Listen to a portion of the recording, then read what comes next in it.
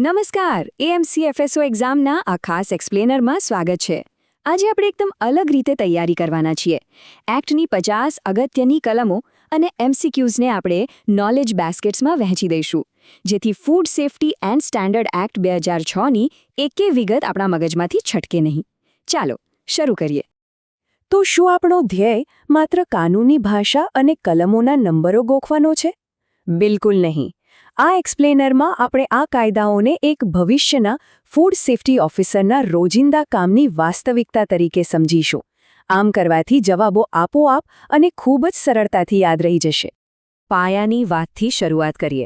પ્રશ્ન 2 પર ધ્યાન આપીએ તો આ આખા એફએસએસ એક્ટમાં બરાબર 12 પ્રકરણો અને 101 કલમો આવેલી છે. અને હા, યાદ રાખજો કે 23 ઓગસ્ટ 2006ના રોજ આ કાયદાને રાષ્ટ્રપતિની ઔપચારિક મંજૂરી મળી હતી. પરીક્ષા માટે આ મૂળભૂત આંકડાઓ યાદ રાખવા અત્યંત જરૂરી છે. આ રહ્યો આપણો આજનો રોડમેપ. આપણે અભ્યાસક્રમને 5 સરળ બાસ્કેટમાં વહેંચ્યો છે. પહેલું, એક્ટના બેઝિક્સ. બીજું, એફએસઓની સત્તાઓ. ત્રીજું, મુખ્ય ગુના અને દંડ. ચોથું, અદાલતી પ્રક્રિયા. અને પાંચમું, કેટલીક અગત્યની જોગવાઈઓ. ચાલો, કોઈ પણ સમય બગાડ્યા વિના આપણી પહેલી નોલેજ બાસ્કેટ ખોલીએ એક્ટના બેઝિક્સ અને એફએસએસઆઈ સ્ટ્રક્ચર. પરીક્ષાના ફોર્મેટથી પરિચિત થવા માટે સીધા સ્ત્રોતમાંથી જ વાસ્તવિક એમસીક્યુઝ જોવા એ બેસ્ટ રીત છે. દાખલા તરીકે, પ્રશ્ન 3 જુઓ.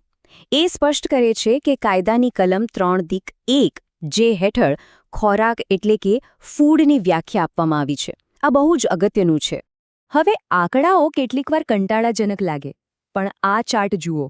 પ્રશ્ન 9 યાદ અપાવે છે કે એફએસએસએઆઈ ઓથોરિટીના કુલ 22 સભ્યોમાંથી 1/3 એટલે કે ત્રીજા ભાગના સભ્યો મહિલાઓ હોવા ફરજિયાત છે. આ એક એવો પ્રશ્ન છે જે વારંવાર પૂછાતો હોય છે. અને અહીં એક ક્લાસિક એક્ઝામ ટ્રેપ છે.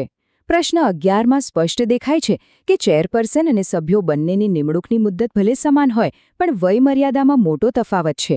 ચેરપર્સન માટે મહત્તમ વયમર્યાદા 65 વર્ષ છે, જ્યારે સામાન્ય સભ્યો માટે તે માત્ર 62 વર્ષ છે. અહીં કન્ફ્યુઝ નથી થવાનું. બરાબર? હવે આગળ વધીએ બીજી બાસ્કેટ તરફ. એફએસઓની સત્તા અને કામગીરી.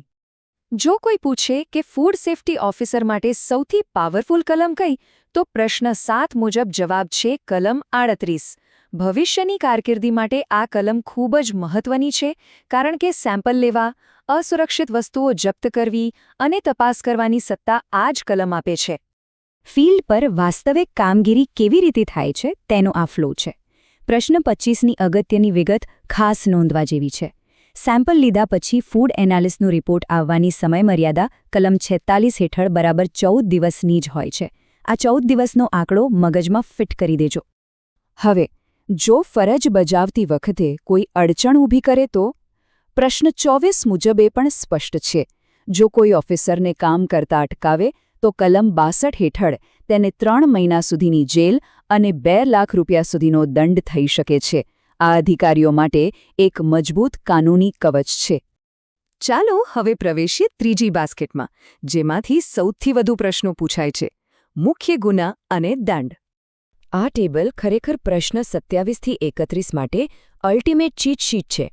કલમ 55 હેઠળ અસ્વચ્છ જગ્યા માટે 1 લાખ રૂપિયા અને કલમ 54 હેઠળ બાહ્ય પદાર્થો માટે પણ 1 લાખ રૂપિયાનો દંડ છે. પણ જો અસુરક્ષિત ખોરાકથી મૃત્યુ થાય તો કલમ 59(1) હેઠળ ઓછામાં ઓછી 7 વર્ષની જેલ અને 5 લાખ રૂપિયાનો આકરો દંડ છે. માત્ર નુકસાન પહોંચાડવું જ ગુનો નથી. પ્રશ્ન 29ની આ જોગવાઈ જુઓ. કલમ 57 હેઠળ જો કોઈ વ્યક્તિ ઇરાદાપૂર્વક મિલાવટ કરનાર પદાર્થ એટલે કે એડલ્ટરન્ટનો માત્ર સંગ્રહ કરે અને ભલે તેનાથી કોઈને નુકસાન ન થયું હોય, તો પણ સીધો 2 લાખ રૂપિયા સુધીનો મોટો દંડ ફટકારવામાં આવે છે. અને જો કોઈ ભૂલનું પુનરાવર્તન કરે તો શું? પ્રશ્ન 32 પુષ્ટિ કરે છે કે કલમ 64 મુજબ જો કોઈ વ્યવસાયી એક જ ગુનો બીજી વાર કરે તો તેને મૂળ સજા કરતાં બમણી સજા અથવા બમણો દંડ થઈ શકે છે.